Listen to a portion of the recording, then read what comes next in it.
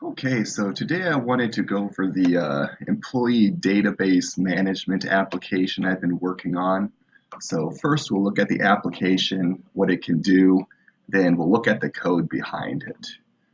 So basically what you do, you're going to select the file and it's going to display the information in right down here.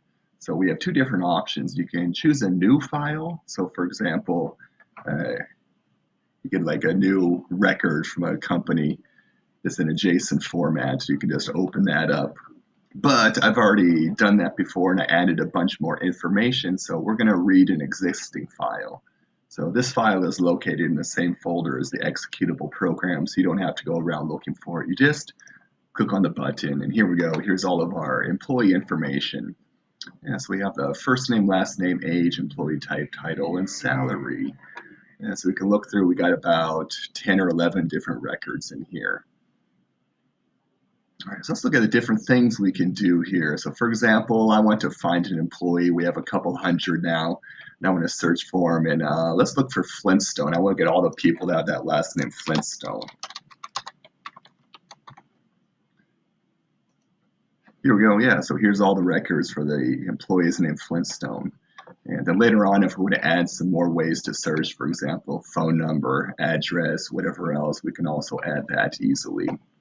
All right, so let's reset and go back to our original table. Here we go. So I want to do a few things here. For example, we got an employee, they got a salary raise. So we want to update their information. Yeah, so let's go look for that again. Here it is. Let's get Wilma. So she's been doing a great job. So she's gotten a salary raise. She was at 63,200 per year, and we're going to jump that up to 70,000 per year. Oops, take that a comma. All right, update information. So we're going to get a screen that shows us, is this correct? So we can double check. Yep, there we go, 70,000 per year. Yes. Oh no, we can't do that. To enter numbers only for salary, no comma or dollar sign. Oh, okay, because this is being saved as an integer. So if we try to do this, it's going to crash the program. So we just want our numbers here. And double check once again, is that correct? 70,000, yes. There we go. Her information has been updated. Okay, and a couple of things. We want to add a new employee, so we can just put that up here. Jim Leahy is 34. He's going to be a developer, junior developer, and we'll start him at 42,000 per year. So add record, same thing, double check, make sure it's all correct. Yep. And there we go. So here's our new employee that we have added. All right, so we're done with all this information. We want to save the updates that we have made. So for this example, I'm going to click on this button, serialize as JSON data. So click this, and here's going to be all the information that we're going to save into our JSON file format. So it has first name, Joe, last name Smith, and it goes through all of the employees. It's just one long string. When we click this one, save as new JSON file, another warning comes up. Are you sure you want to do this? It's going to overwrite the existing file. Yes, I want to. All right, so the next time when we come and we open it up, same thing, read existing file. It's going to overwrite this table if it's already there. And yep, there we go. So there's the new employee. And where's that change we made? Yeah, and that salary change we made is also in here as well. Okay, so let's have a look at the code behind this.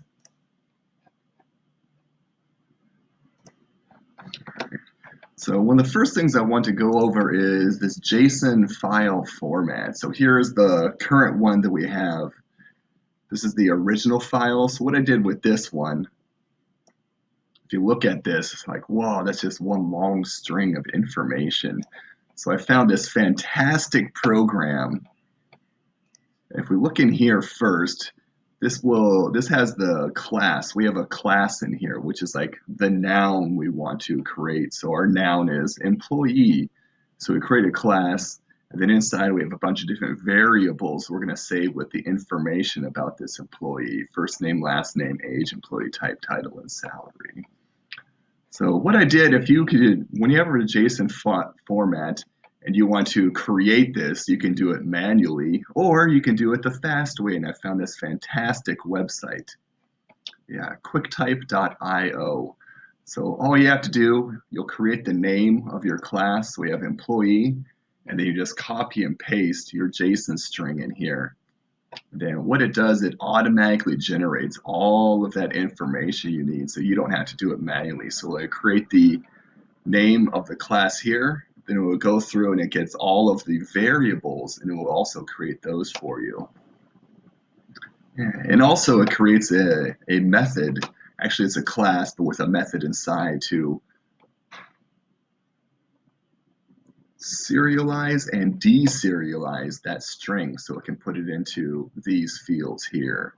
So let's go back to our program and have a look at that. Yeah, so there's the class, the different variables, and here we go to deserialize it. So we'll read the string, and then we'll deserialize it, and we'll put all that information into here. All right. So let's look at the code now and see what happens. So in our Windows Form application, let's see, we got to read existing file. So let's look at what happens when we click on this button. Okay, so I got some global variables I created. So here is our new form. And then I want to create a couple of global variables can be used across of all the different methods. So one of them is our data table, because a bunch of different methods will have different tables. So I wanted to create one that can be accessed across all the different methods. And I got a couple of other ones. Does a table exist? So that way if we open up a different file format, it will check to see if there's any information here, and it'll give us a warning if there is already something there. All right, as well as this search feature I went over. We got that, and the search path also. So once again, I click on this record. Let's see what happens. All right, so first it's going to check if there is already a table there. And if there is, it's going to give us a warning letting us know. If you do this, it's going to overwrite that information. Yeah, so it comes up with a message box. Yeah, so that's the one that you click on. The little message pops up, and you can type in, what is your message? Here's the name of that dialog box. And then mouse button boxes. So we can have a look at this. You can get a bunch of different options of what kind of buttons you want. Yeah, so you get yes, no, okay, cancel, but we wanted the yes or no. Yes, we want to do that. Okay, so if you click OK, it's going to set it to table exists as false. So I'll reset this one from true to false. And then, so it's going to check to see if that file is there. So this is the name of the file, your json.json file. And if it exists, and it's going to do all of these different things. If it's not there, file doesn't exist, then the message box will come up saying that, and it just won't do anything. All right, so let's look at some of the different methods this is called. So this is calling a method. So I created a method down below that we'll look at in a second that will clear all the information inside of the data table if there's anything there. And then file.readAllText. So we're going to create a string that has all of the text information in this file. Yeah, so one of the things we have to do, file.readAllLines. This involves system input output. So up here we have to make sure that we're using that. So here it is, using system.io. So that way we can read and write to different files. Yeah, so we're going to read all the text put inside of this string, and we're going to send this to another method we have called parse JSON data. And then once again, search JSON. We're going to make sure when we click the reset table that it sets it as this one and not as the other one we had here if you click on choose new file. So two different options we have for that. And then also table exists is true, so it's going to make sure that If we want to overwrite that, it'll give us that warning that it's already there. Right, so here's one of them we called a clear table. So here's another method that I have. So every time that you want to update the table, it's going to clear all the information that's currently in there. So rows, columns, the data source is set to null, and also refreshes the whole thing. So making sure that nothing is going to be left in there. All right, and here's the one we had, parse JSON data, and then here's the string we have here. So our method that we're going to call, we put this inside of our parentheses, and it's going to call this method, it's going to send this.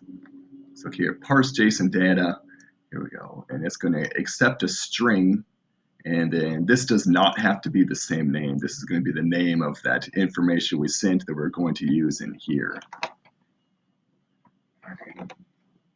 So here we have a new variable called employee, and then here we're going to call the method in this different class. So we got the name of the class, dot, and then here's the name of the method, JSON data send. So let's look at what happens when this is called.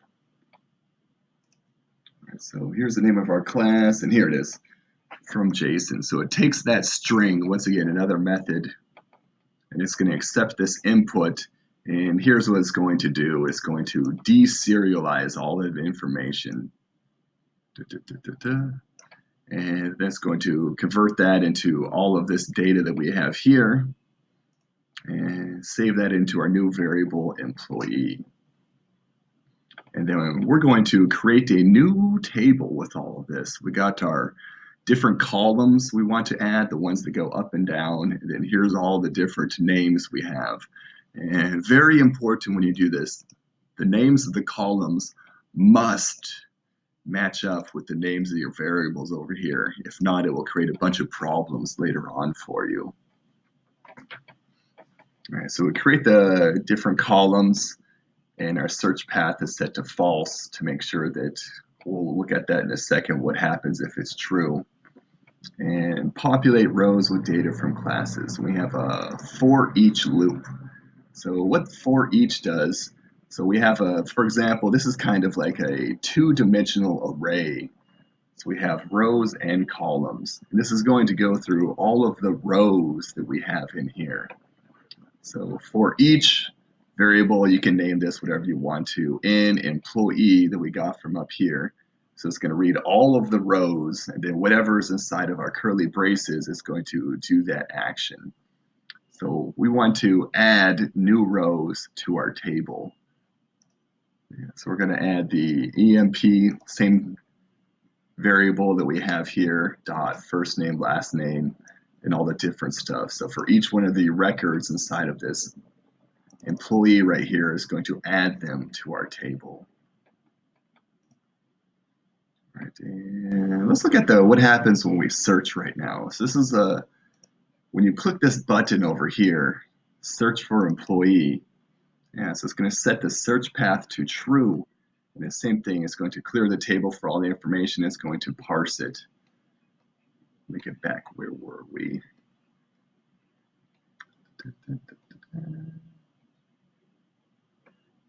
Okay, yeah, so if it's set as true, it's going to do this.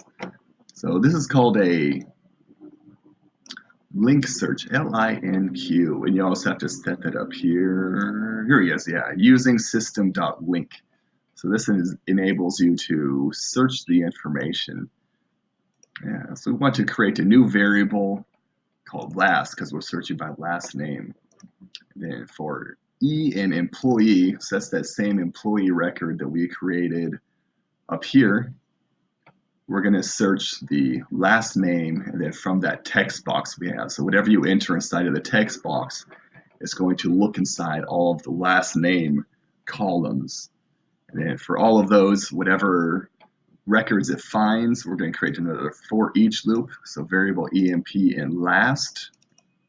And then for all the records it matches, it's going to create new rows for that. And then whatever happens in here, so whether it's creating a new table or whatever record search matches, we're going to make sure that our data source is set to table, and then the search path set to false. All right, and right here, data grid view, cell content click. So when we looked at before, when I clicked on the different information in the rows, it populated information into the text boxes. So let me go over one thing real quick. Data grid view, that's the name of this area. And then cell context click. So we have this here. Let me click on this real quick. And if you click on this little lightning icon, this can events. So what happens when you interact with this one?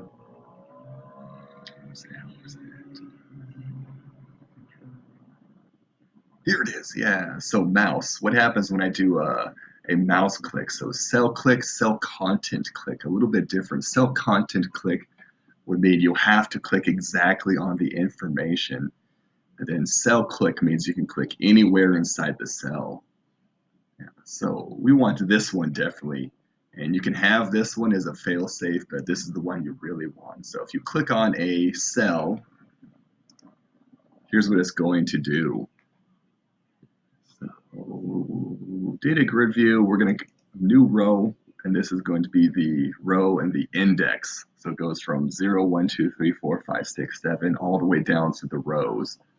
So whatever row we click on, we want to get the cell content, and we're going to populate those text boxes that we had up top.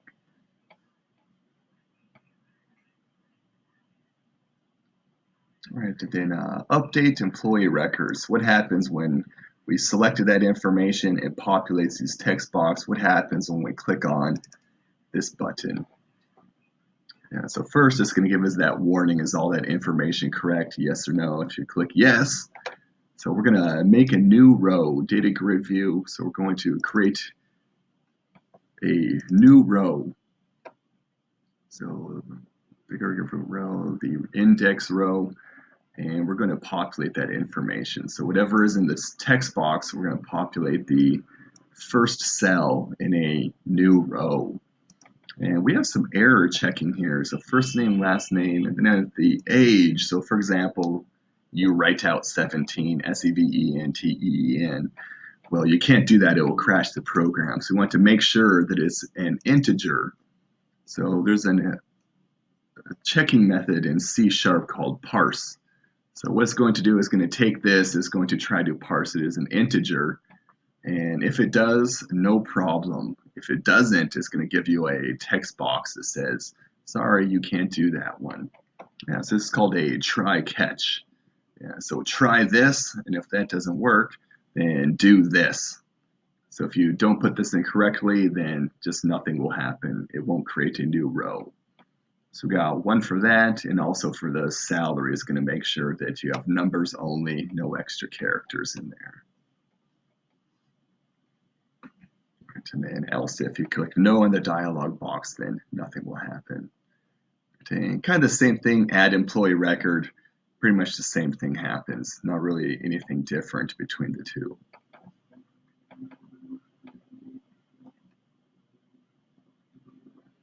Okay, and so we've gone through, we got everything we needed. We don't need this anymore. We want to save all the new information. And so we got to serialize this JSON data. Then we got to our text box here. It's going to create that string and then save new JSON files. Let's look at what happens when we click these different buttons. Okay, so when you click this button, serialize JSON click, I didn't want to put all the information here. I wanted to create a new method. So we're going to build our table, our JSON string. Yeah, so we got the table. So that global variable we had, we want to take all that information and then call it into this method, build table. So here's what we want to send. Here's what it's going to take, the data table. All right, so we want to build a string. So there's an option, a method called a string builder. Yeah, so we want a variable, JSON string. This is the string we want to create. and new, and then string builder. So string builder allows you to make a string and then keep adding onto it. So this is the other option. So we could have just used this, and then it will serialize all of that as a new JSON data and format. But I want to show you another option we can do. Yeah, so we're going to do it the old-fashioned way. So this pretty much goes through all of the information, creates a left bracket, left curly brace, and then it's going to go through all of the columns and rows and just add in all the information. So it goes through one by one and then builds onto the string after it goes through all of the rows. After it goes through each row, it's going to put a curly brace at the end, go back through next row information, curly brace at the end. And once it has finished, it puts that square brace at the very end to close out everything. And here's our string. I want to save it as result. And then it's going to put it in that text box. That text box equals the result, so you can make sure and check that it's all okay. Right, and then write the JSON data to new file. So when you click on the save as new JSON file, right, so it's going to check first. If there's nothing in that text box, it's going to say select the data first. But if there is something there, it gives you a warning message first.